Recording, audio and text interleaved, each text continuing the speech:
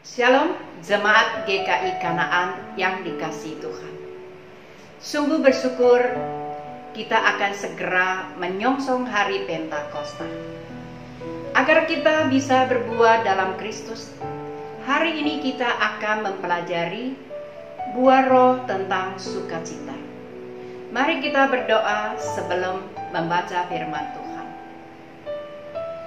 Bapa kami yang di surga, terima kasih untuk saat ini kami akan membaca firman Tuhan. Mohon Tuhan memberikan kami telinga seorang murid untuk mendengar firman Tuhan dengan penuh rendah hati.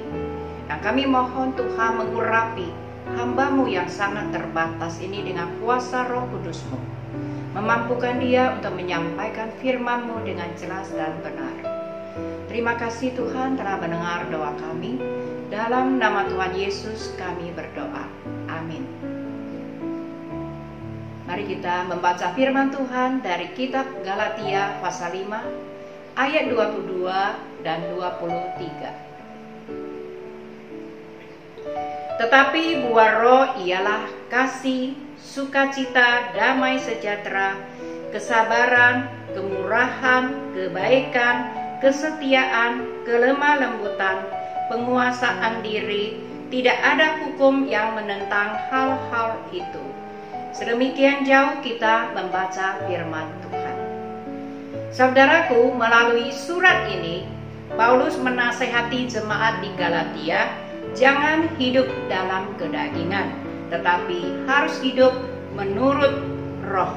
Salah satu buah roh ialah sukacita. Permisi tanya, apa itu sukacita? Definisi sukacita ialah suatu sikap hati yang riang gembira. Saya yakin setiap orang, termasuk saudara dan saya, merindukan dan mengharapkan ada sukacita di dalam hati. Namun dalam kenyataan hidup ini, kita tidak selalu mempunyai sukacita. Mengapa? Ada beberapa sebab. Satu, karena semua ada waktunya, seperti tercatat dalam Pengkhotbah pasal 3 ayat 4. Ada waktu untuk menangis, ada waktu untuk tertawa, ada waktu untuk meratap, ada waktu untuk menari. Semua ada waktunya. Sebab kedua, karena situasi dan kondisi. Dampak dari pandemi COVID-19 ini menyebabkan ada orang yang usahanya harus ditutup. Ada yang kehilangan pekerjaan. Ada yang kehilangan orang yang tercinta. Ada yang kehilangan yang lain-lain. Semuanya itu menyebabkan seseorang kehilangan sukacita. Sebab yang ketiga, karena mementingkan diri sendiri, memfokuskan diri dalam hidupnya. Sebagai contoh, ada yang mempunyai keinginan untuk studi di luar kota, tetapi karena orang tuanya tidak setuju, terpaksa harus kuliah di dalam kota.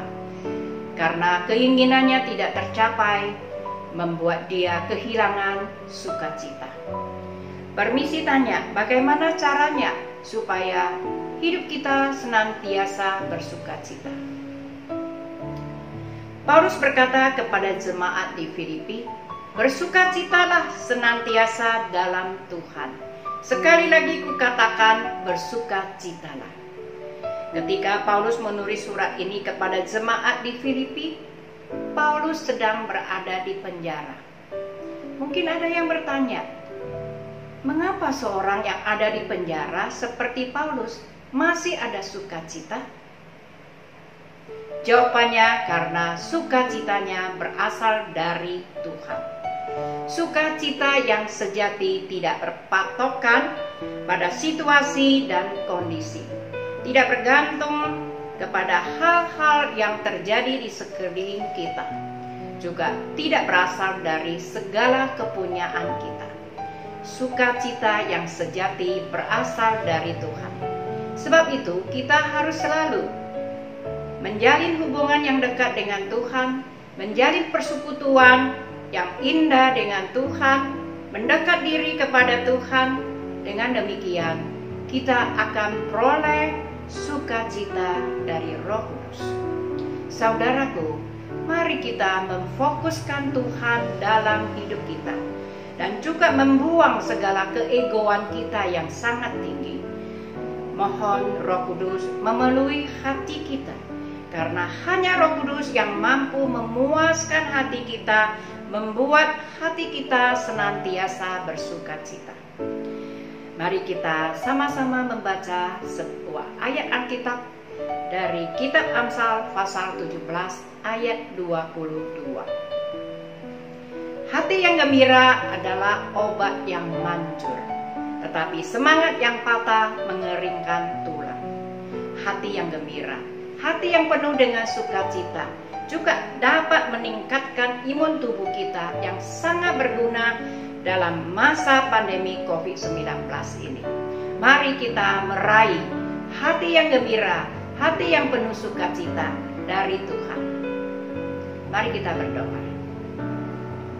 Bapa kami yang di surga, terima kasih untuk firman-Mu yang mengingatkan kami agar kami selalu menjalin hubungan yang dekat dengan Tuhan, melakukan persekutuan yang indah dengan Tuhan, supaya kami peroleh sukacita dari Roh Kudus.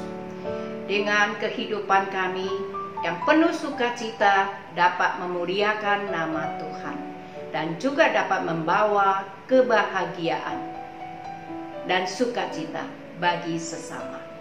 Dalam nama Tuhan Yesus kami berdoa. Amin. Tuhan Yesus memberkati kita semua.